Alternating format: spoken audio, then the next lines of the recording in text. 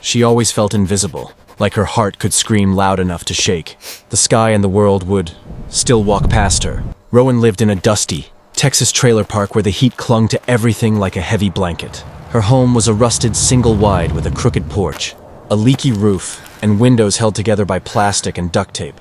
Inside, the floor squeaked. The couch smelled faintly of old fabric and cheap detergent, and nothing ever felt new. Her clothes were hand-me-downs from donation boxes, baggy t-shirts, faded jeans with thinning knees, cracked shoes that let in rainwater. At school, people didn't just see her, they attacked. She wasn't Rowan Hayes. She was trailer trash, that girl from the park, the one with the wrong address stamped all over her life. Every morning, Rowan walked from the trailer park to the main road, dust rising around her sneakers like tiny ghosts. She prayed no one from school would see where she came from. But buses always passed, faces pressed to the windows. Some kids pointed, some covered their mouths and laughed. She kept her eyes on the cracked asphalt, pretending she couldn't feel their stares burning holes in her back. At school, her soft southern accent became another weapon. Say that again, they'd snicker. You sound like a show about poor people. Her cheeks burned, but she bit back every comeback. Somewhere along the way, she decided silence hurt less than arguing. So she shrank her shoulders, walked the halls like a ghost, and tried to take up as little space as humanly possible. The only person who ever made her feel seen was Tessa. At least, that's what Rowan believed. They'd grown up together, sharing snacks on the playground and whispering secrets under blankets at sleepovers. Tessa knew the things Rowan wanted no one else to know. How her mom worked double shifts at the diner, how some nights the fridge held more air than food, how the roof leaked so badly during storms they lined up pots and bowls to catch the water. Tessa even knew the deepest secret of all, that when money ran out, the power company cut their electricity. Rowan and her mom lit candles and called it camping night, pretending it was fun. Tessa had looked her in the eyes and promised, "I'll never tell anyone, ever." But promises are easy when you're not the one being laughed at. One scorching afternoon, Rowan walked into the cafeteria and heard laughter bubbling from the back table. Tessa sat there, surrounded by the popular girls, the shiny ones with perfect hair, spotless sneakers and lip gloss that caught the light.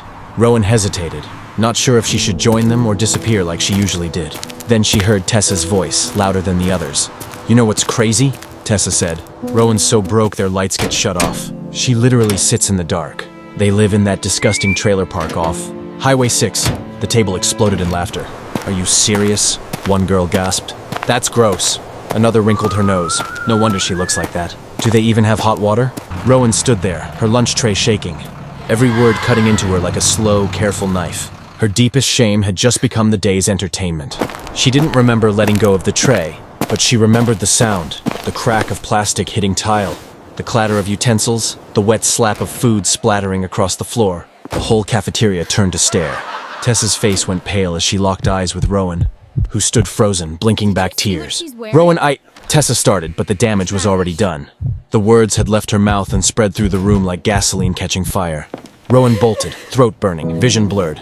She locked herself in a bathroom stall, sat on the closed toilet, and pressed her palms over her ears, as if she could force the laughter out of her head. It wasn't just bullying anymore.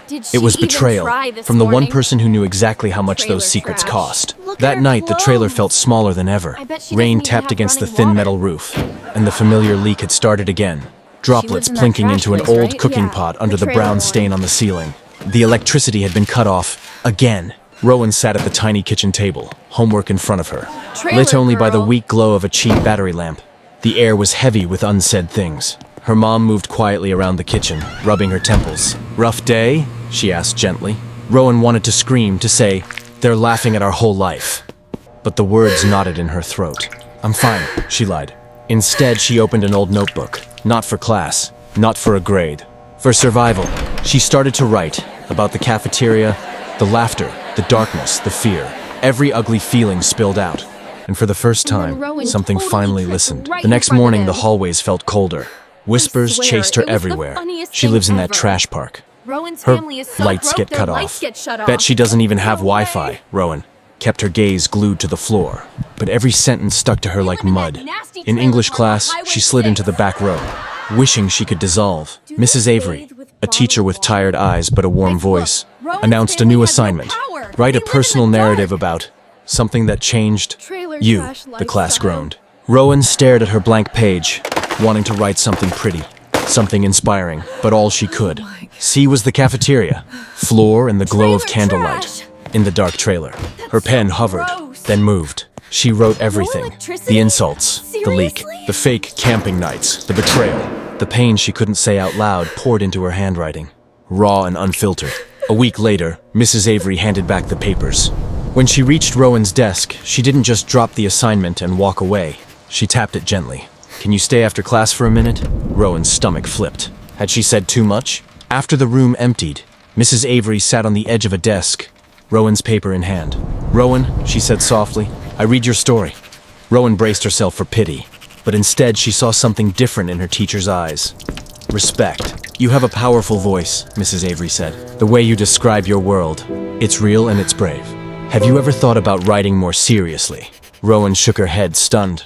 She had spent her whole life trying to hide her reality, not turn it into art. Mrs. Avery smiled. "There's a state writing contest coming up. I think you should enter. Let me help you." After school, they stayed together, editing lines, adding details, polishing each sentence. For once, nobody was trying to fix Rowan herself, only her words. Weeks later, on a windy Thursday, the loudspeaker crackled while Rowan sat in math class, half listening. "We'd like to congratulate one of our students for placing in the state writing competition." The room barely reacted until they heard the name. Rowan Hayes has won first place for her personal narrative. Time slowed. The numbers on her worksheet blurred. She felt dozens of eyes turn toward her. But this time there was no snickering, no cruel smiles, just surprise. Rowan, Mrs. Avery hugged her in the hallway, glowing with pride. The principal shook her hand. Kids who had never spoken to her before said, "Congrats." Even Tessa approached, eyes shiny with tears. "Rowan, I'm so sorry," she whispered. "I was jealous. I didn't want people to see how incredible you are." The word stung and soothed at the same time, but Rowan realized something important. Her worth wasn't waiting on Tessa's apology. It was printed on that certificate, written in her story, living in her voice. That night, in the same rusted trailer with the same leaky roof, her mom taped the award beside the fridge and said, "I always knew you were special." Rowan believed her. She was still poor, still from the park, still wearing cracked shoes. But she wasn't trailer trash. She was a writer, a survivor, a girl who found a voice no one could silence. And whenever she felt invisible again, she opened her notebook and chose herself all over again. Moral of the story. 1. Your background does not decide your worth. Your voice does. 2. Even if the world calls you nothing, you can still write yourself into something. Enfin!